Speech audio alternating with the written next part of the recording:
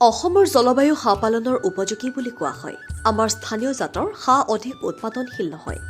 কিন্তু গৱেষণাৰ পৰা দেখা পোৱা গৈছে যে খাকী কেম্পবেল হাঁহ আমাৰ পৰিৱেশতো বছৰি 200ৰ পৰা 300টাকৈ কণী পাৰিব পাৰে। বৰ্তমান বহু প্ৰগতিশীল পশুপালকে বাহিৰৰ পৰা খাকী কেম্পবেল হাঁহ আনি পালন কৰা দেখা গৈছে। খাকী কেম্পবেল হাঁহৰ মূৰ আৰু ডিঙি উগ্ৰ খাকী ৰঙৰ হয়। পাখিবোৰ সাধাৰণ খাকী ৰঙৰ।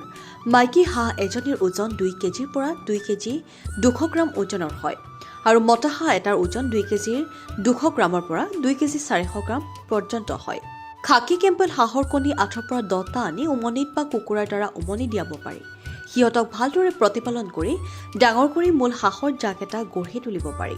ঘৰত থকা দেশী হাঁহৰ জাকৰ পৰা দেশী মতাবোৰক আঁতৰাই 5জনী হাঁহক এটা মতা খাকী কেম্পবেল হাঁহ ৰাখিব লাগে। খাকী হাঁহৰ সংমিশ্ৰণৰ ফলত হোৱা হাঁহবোৰক দুফচীয়া খাকী হাঁহ বুলি কোৱা হয়। এই সংমিশ্ৰণৰ ফলত সৃষ্টি হোৱা হাঁহ পোৱালিবোৰ যেতিয়া ডাঙৰ হ'ব তেতিয়া তাৰ পৰা দেশী হাঁহবোৰ পৰ্যায়ক্ৰমে আঁতৰাই পেলাব লাগে। কিন্তু খাকী মতা হাঁহবোৰ ৰাখি থ'ব লাগে।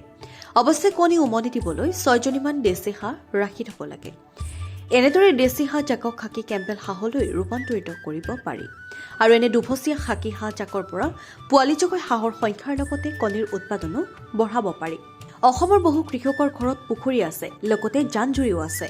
পুখুৰীসমূহৰ চাৰিওফালটো বেৰি অৰ্থাৎ হাঁহ ওলাই যাব নোৱাৰাকৈ বেৰা দিয়াৰ ব্যৱস্থা কৰিব লাগে আৰু পুখুৰীতে এটা গঁৰাল বনাই হাঁহ পালন কৰিব পাৰে।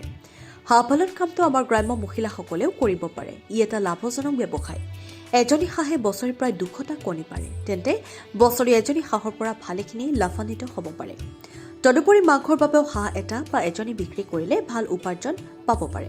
অধিক তথ্যৰ বাবে অভিজ্ঞ পশুপালকৰ পৰা পৰামৰ্শ ল'বলৈ নাপাহৰিব। নিউজ ডেস্ক ৰিপৰ্ট, অংকুৰিত অসম।